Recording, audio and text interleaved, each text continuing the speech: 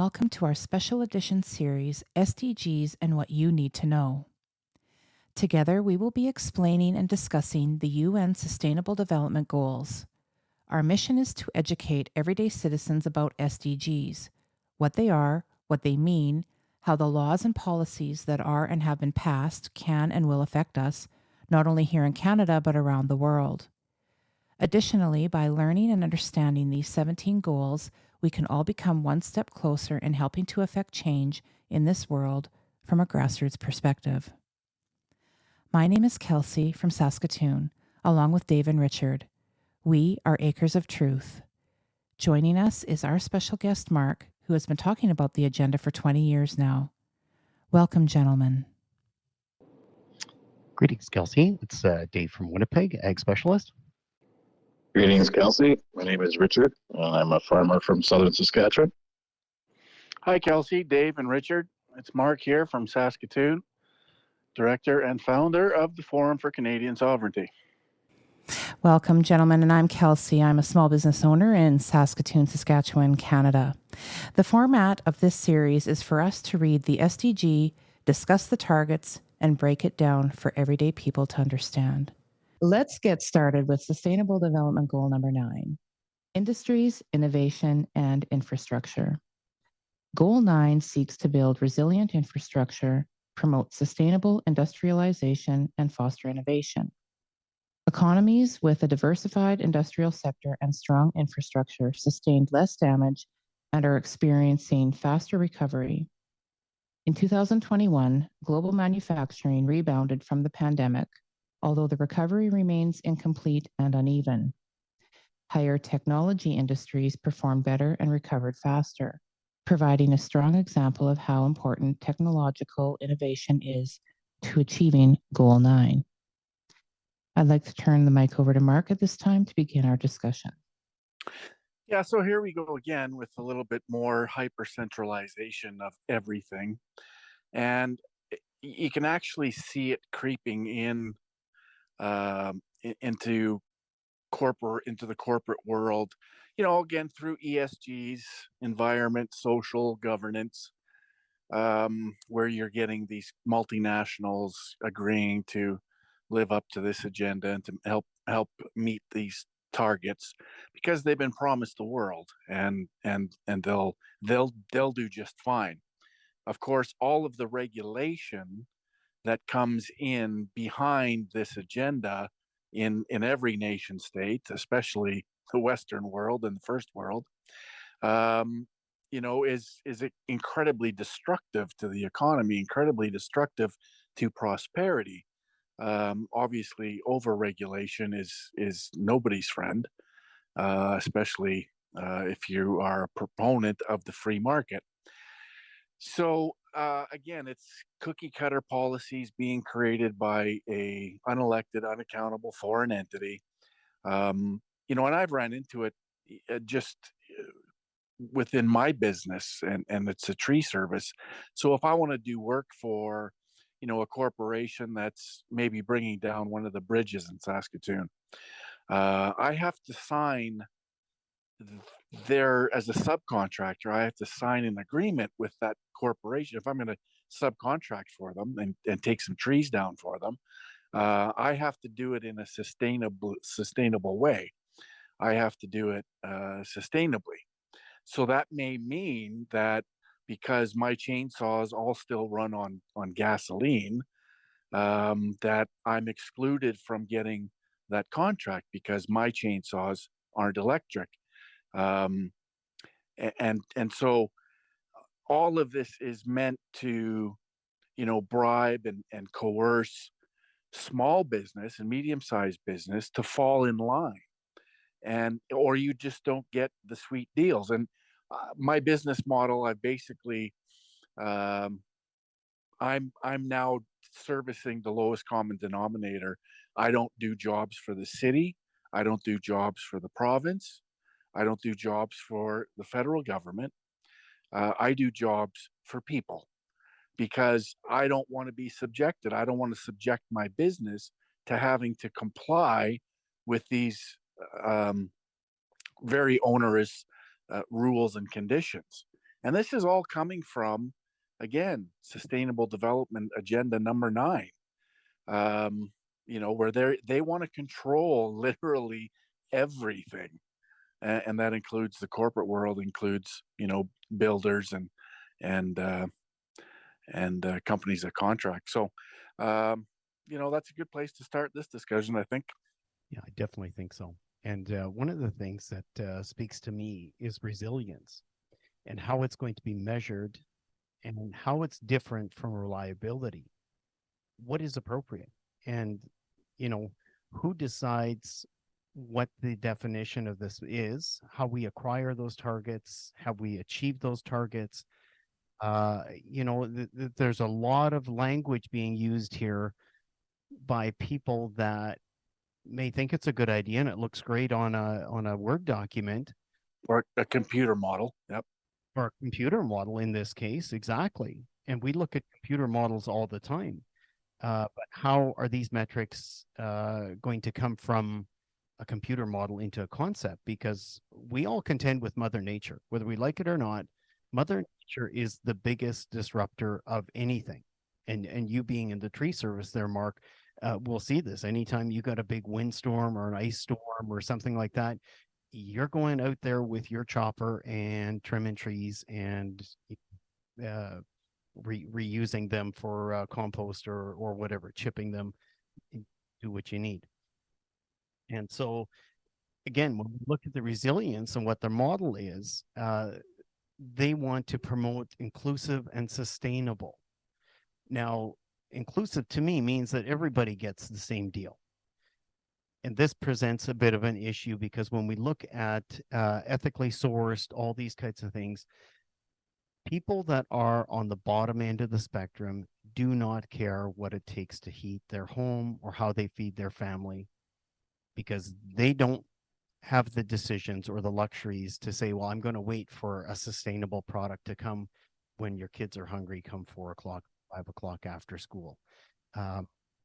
This is just, again, it speaks to taking what the Western culture has and bringing us into the third world, just in the prospect of, equality and sustainable. Well, we are sustainable. We look at our natural resources. We're some of the most sustainable in the world. We plant more trees per capita than any other country.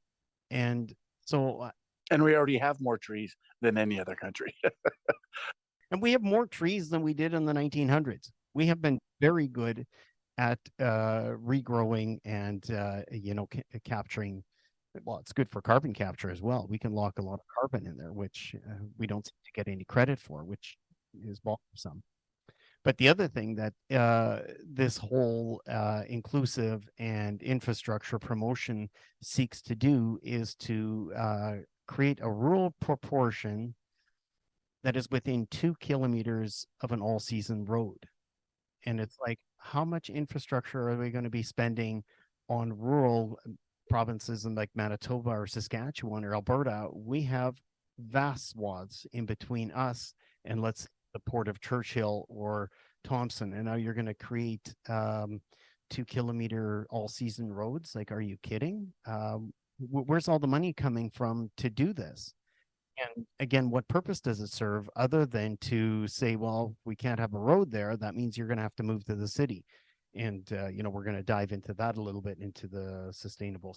So the other thing that concerns me, and this is particularly with the hydroelectric, we live in some of the harshest climate anywhere, next to Russia, perhaps. But -40 when it gets cold and the electric grid goes down, we got a problem. And we are not immune to cyber attacks. We saw this with the FAA last week, where airports were shut down, flights were grounded effectively. This was the first time since 9/11 that this event occurred. And so a cyber attack on electrical grid at -40 when you're up in Thompson, Manitoba, this is a problem when you're dependent on somebody else to tell you what kind of resources you should be having, like whether it's sustainable, electricity or natural gas, or well, they want to get rid of natural gas, and certainly coal is not even on the radar, which we do have coal mining facilities in Manitoba. So, well, and there's even a move to eliminate wood-fired stoves and fireplaces. We've seen that in Vancouver. In fact, they've been at this game for a long time, and Vancouver has essentially outlawed wood burning stoves and fireplaces because of what they emit. And so when you talk about government utilities, utilities provided through government services, and then this move toward digital, where everything is attached to this digital grid. And then you raise a great point that with cybersecurity and Klaus Schwab talking about cyber pandemic, they're already hinting that this is something that's most likely going to come. And so are we creating this system that is extremely vulnerable to outside attack or cyber attack of some description if everything is connected digitally in this infrastructure? So it's incredibly concerning. And of course, when we listen and we look at the literature, just in this one alone, it sounds really good, and they present it in a way that is fairly palatable for most people. But you have to be able to read between the lines in all of these goals, targets, and indicators to understand some of the consequences or all of the consequences that are presented to us through this hyper centralization of control, resources, and everything else, all aspects of everyone's life. So. well, exactly. And we need only look at the Rogers outage this past summer. A simple software upgrade. And we do software upgrades like on our iPhones, our computers, tablets, almost on a daily or weekly basis. And here a company like Rogers, it's unclear to me as to what the cause was, but they had a software upgrade that didn't go as well as planned. And now, hypothetically, half of the country, banking institutions like MasterCard was completely down, ATMs were down, stores that were digital only, well, they might as well close the doors because they could not do transactions. And this was for a period of close to 24 hours. And it's like, are you kidding me? And we're supposed to put faith and dependence, our livelihood, into the hands of somebody who doesn't actually live here.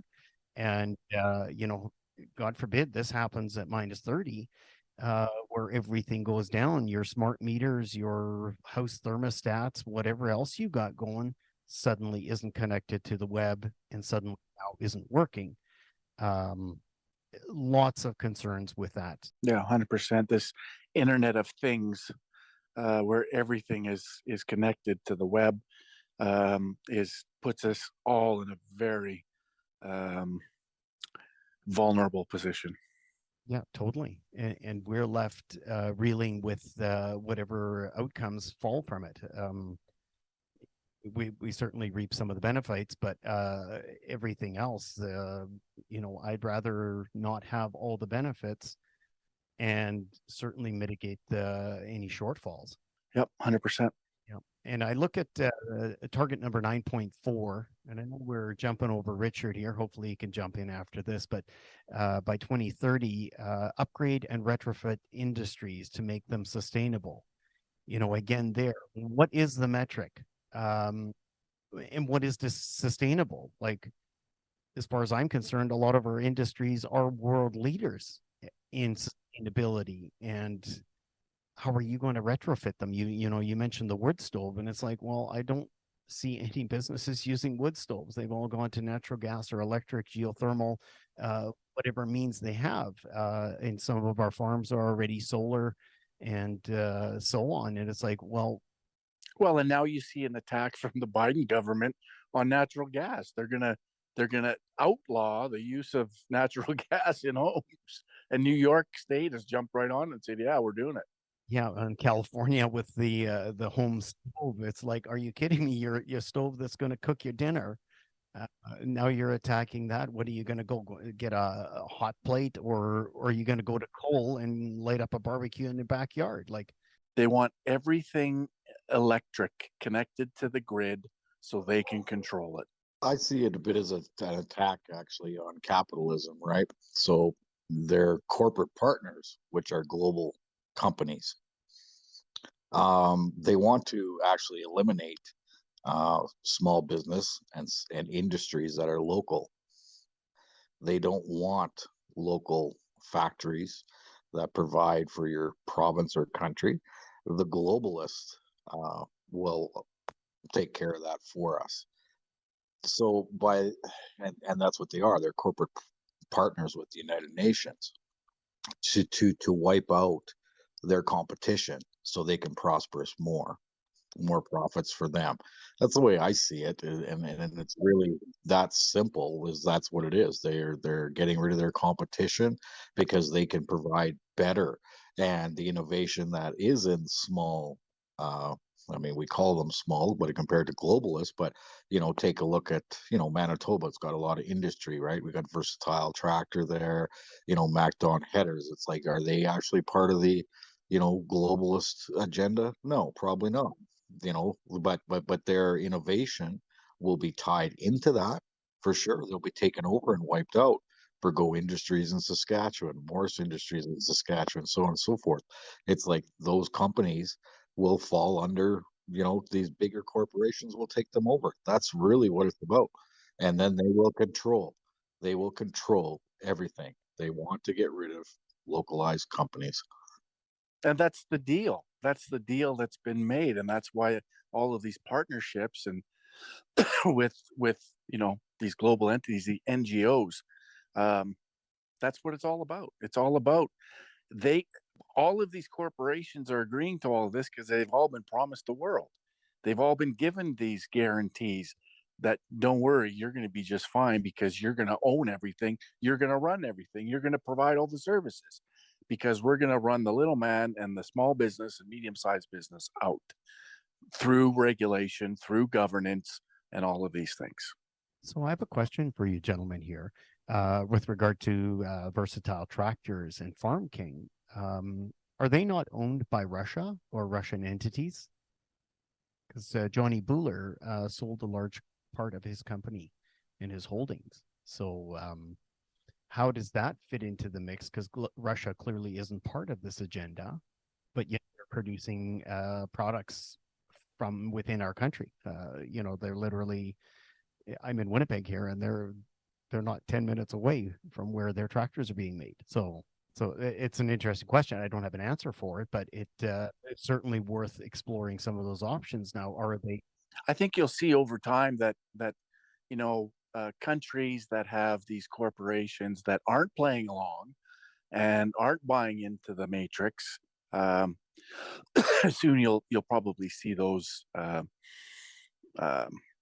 eliminated in countries like Canada, for example, and different places, because as we've shown and as we've talked about, you got to get along to go along to get along, and if you don't, then you'll be sitting on the outside looking in.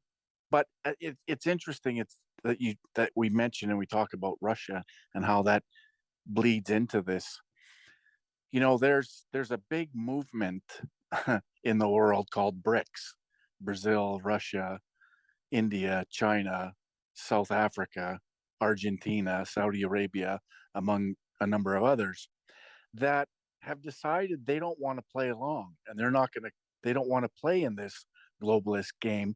They don't want to be dictated to. They want to protect their own sovereignty and their own interests.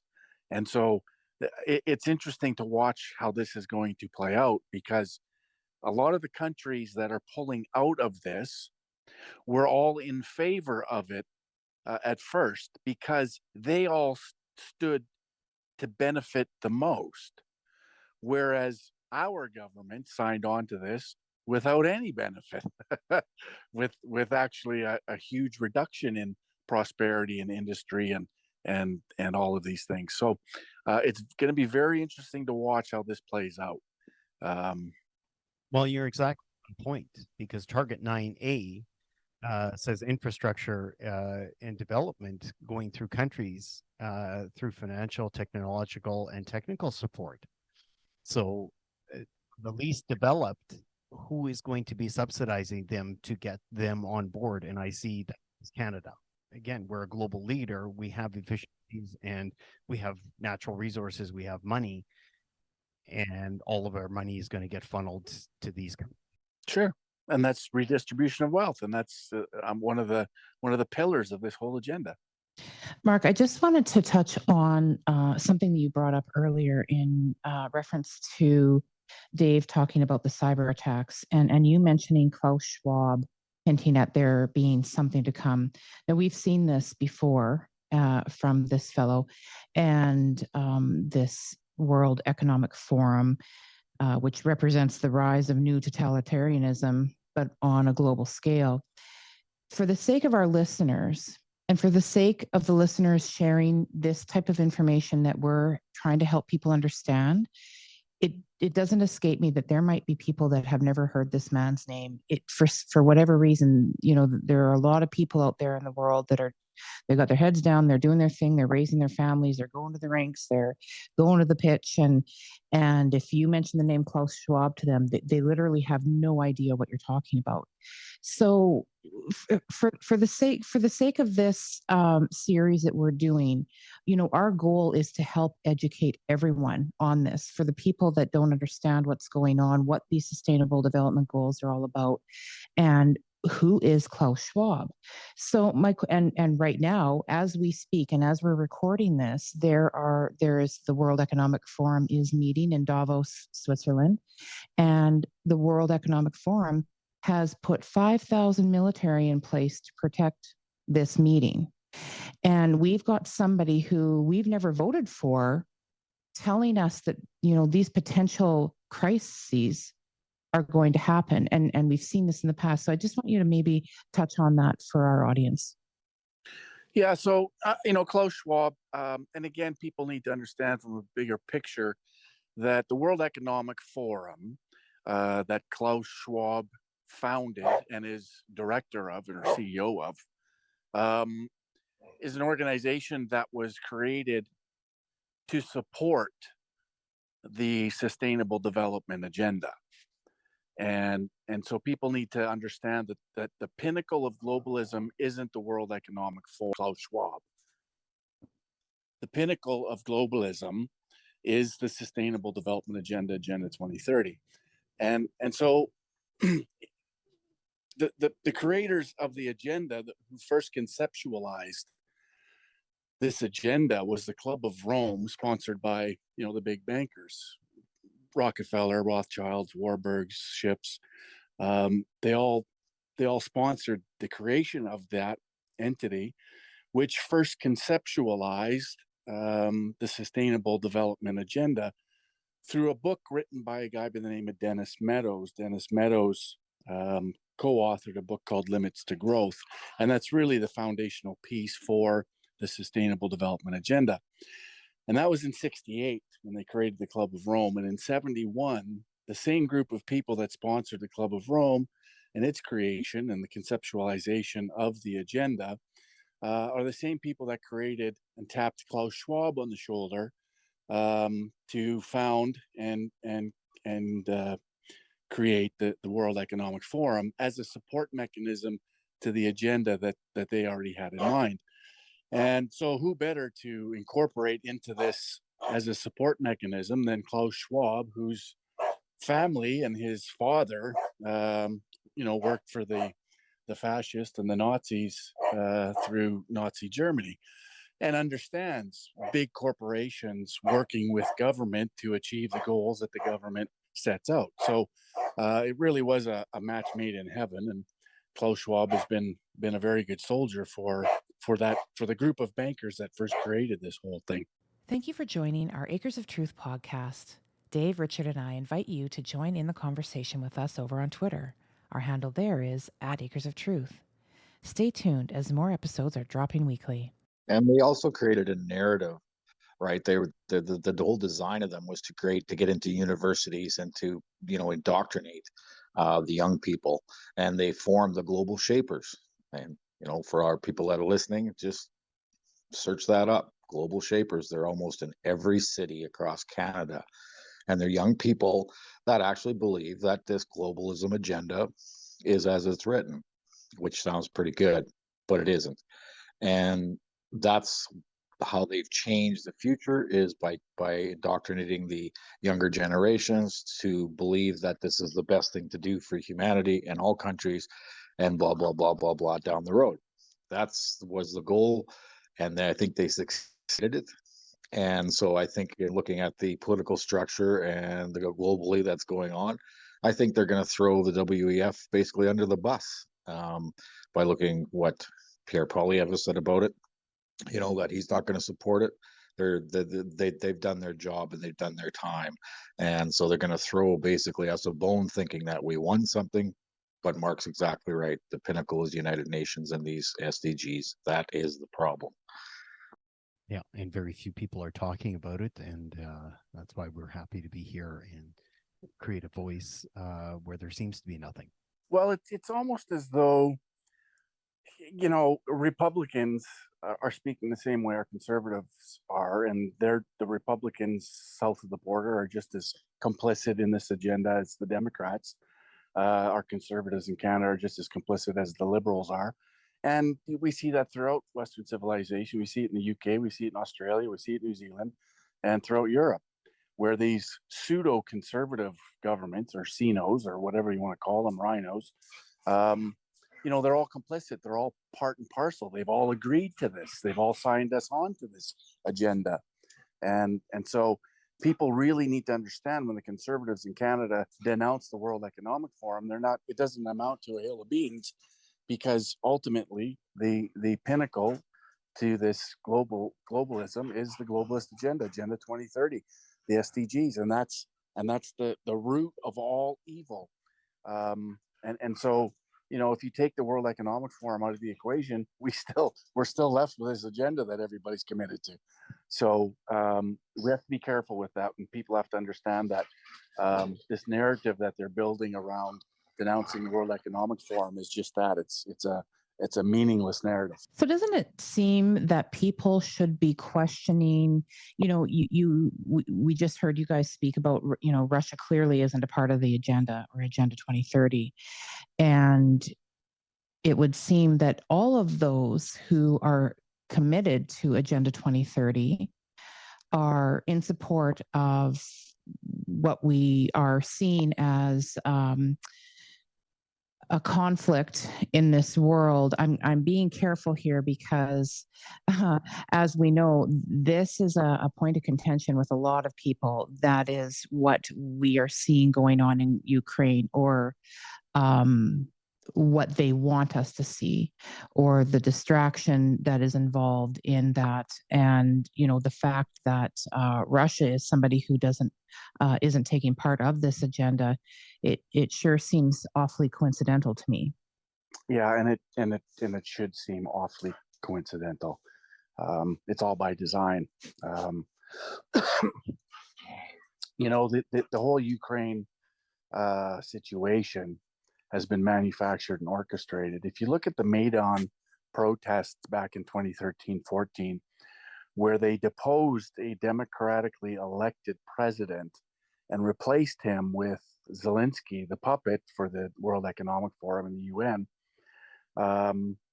even during those protests, that were, at least it was sold to the world, that was being sort of promoted by nationalists, Ukrainian nationalists.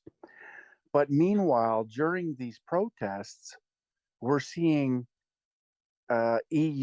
European Union flags throughout the crowd, which flies in the face of what we were told it was actually about. And now, of course, the narrative is they're trying to protect and defend democracy. Well, there's nothing democratic about the Ukraine. They have zero opposition parties. They have a media that is completely owned by the state, and any media that ever criticizes have been eliminated. So there's nothing democratic about it. But yet the narrative is they're defending democracy in Ukraine and want to return sovereignty to the people of the Ukraine, which couldn't be further from the truth.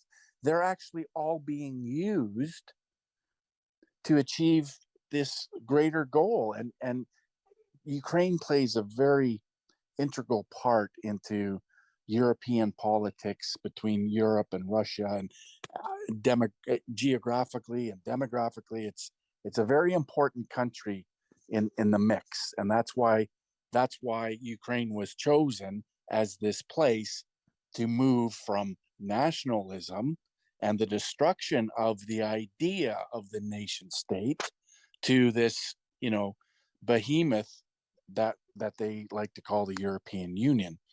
And of course NATO plays its role. If everyone wants to understand this and look at it for what it is, this is a conflict that should have been avoided. The agreements that were made in 92 when the Soviet Union fell, that NATO wouldn't move 1 inch closer to Russia or eastward from Germany. They've broken that agreement 14 times. Ukraine is now the 15th time they've broken that agreement. And every time they broke it, Russia would say, okay, they allowed it to happen, but they kept saying, Ukraine is our red line. And Ukraine's very important, and it's demographically, it's cultural, it's geographic. There's a lot of reasons why Ukraine is so important. Yeah, we're seeing a play globally. We're seeing communist countries want to grab the helm of the world. We're seeing our own countries, which we call democratic, part of the G20, G7, NATO, that are wanting to grab a hold of the helm of the world. It is just yet another history, repeats itself, where somebody's wanting to gain control of the whole world because they think their idealisms are right, instead of just plainly respecting everybody's entities as a country and moral values and just respect of one another, right? And so here we go. That's what we're seeing as another world takeover, I think. Yeah, it's all the consequences that they knew would come from this conflict, from this contrived war. And they're using all of these consequences, like, we saw our fuel, everybody's fuel go through the roof and they're blaming this conflict. They're blaming this contrived war. And energy needs throughout Europe, where we now see Germany, the people of Germany running out to the forest to cut trees down so they can heat their homes. And then you have, Western nations like the US and Great Britain sabotaging pipelines and creating this problem and creating this energy crisis. It's all contrived, it's all orchestrated, it's all coordinated, and it all could have been and should have been avoided at the expense of the Ukrainian people. Thanks for answering that, Mark. You are listening to an Acres of Truth podcast. Join us in the conversation over on Twitter. Our handle there is @AcresOfTruth, or to find more episodes, visit acresoftruth.com. So, Mark, at the beginning of this, you referenced the ESGs. So, for the sake of our listeners, could you just help us understand what the ESGs are all about? So the ESGs flow from the SDGs. So the governing document or the agenda, of course, is the Sustainable Development Goals, the 17 goals that we're talking about in this project. And so flowing from that, so that's to do with governance and to do with nation states agreeing to this agenda and implementing this agenda through their own bureaucracies and through public policy. Now, the ESGs flows from that. It's the agreement between the creators of this agenda, the UN, and multinational corporations, oligarchs, monopolies, big tech, all of the big players on the world stage that have a presence in everybody's home through commercials and everything else, advertising. And so everyone's aware of who all these corporations are. And now these corporations, through ESGs, so that's environment, social governance, they've agreed themselves to create policy within their corporations that are in line with the SDGs and meeting the goals of the SDGs. And this is, this turns free market capitalism into crony capitalism or fascism, if you will. This globalist entity, unelected, unaccountable to anybody, is now partnered with all of these corporations who are creating policy, corporate policy. And then we as consumers are left subject to whatever their policies are in terms of, whether it's food or consumption or distribution or whatever the product is that they sell, is now, part of this agenda. And so it affects everybody, and it affects all aspects of our life, not only through our, federal government, our provincial government, our municipal governments, but also through the corporate world. And as consumers, of course, we're affected by the decisions that the corporate world makes. And this is why I always say the antidote to all of this hyper-centralization and control is local, and is, the small business owner, the entrepreneur, local and community and self-reliance and self-determination and independence and community. All of these things are the antidote to all of this hyper-centralization. And that's really all it is. It's Klaus Schwab and his World Economic Forum as that support mechanism for the agenda, bringing together all of these corporations through, again, and the banks are playing a role in this as well. They've all agreed to this ESG thing, which is only in support of the Sustainable Development Agenda. So, when I say that everything that ails our nation, all of the problems that everybody talks about all day long, every day on social media, is all related to that agenda. All the root of everything evil flows back to that agenda, all of it, everything.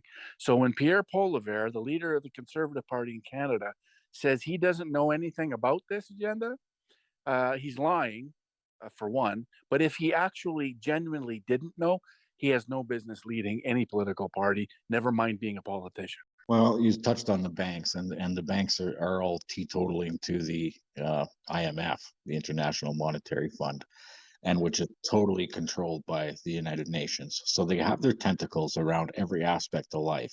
And I would say at this point, in my opinion anyway, that the goal of the United Nations is to only grab a hold of three things: food, energy, and money. And they grab a hold of those three out of all our lives. What do we actually have left? Are you enjoying this episode? You can find all previous episodes at acresoftruth.com. And in all intents and purposes, we are already under global governance. We have been for quite some time. Our government in Canada for decades has been committed to this agenda and is taking cues and is building policy and creating laws in this country that are in compliance with this agenda. So we're already under this form of global governance, whether it's been, officially an official parliament created at the United Nations. No, not necessarily, but we're already under this global governance because our nation and our nation's politicians have all been complicit and are compliant with this and have all fallen in line. So, and it's interesting again when we talk about the BRICS nations, the nations that are sort of pulling away from this. When they seen this coming, all of these nations, they were more than happy to see the destruction of Western civilization to their benefit. So, of course, they all signed it. And I get this argument all the time from people, and it's important to point out. I get the argument that, well, everyone signed on to it, so we had to. Well, no, we didn't. And they signed on to it for a particular reason, because they would like those countries, 135 of them in the United Nations, and it's only made up of 195 in total. 135 of them are run by despots, dictators, communists, and fascists, and would like nothing more than to see the destruction of Western civilization and the first world. So, of course, when they project, and can see what this is going to do to the first world and to Western civilization, of course they're going to sign on to this, because it means the destruction of everything we cherish and what we represent and our freedoms and our rights. So of course they signed on to it. So that's not an argument. We should have had politicians back in 1992 that were strong enough to actually say, no, this isn't good for my country. But we didn't have that. What we had is collectivism. What we had is essentially communism, where all of these countries came together at one place, one meeting place, and they all pressured each other to make sure they signed on to this. And here we are. And here we are in the mess that they created for us. That's a wrap, folks. You've been listening to an Acres of Truth special edition podcast series. We would like to thank you so much for joining us in this journey. If you found this episode valuable, please share it with others on your social media platforms.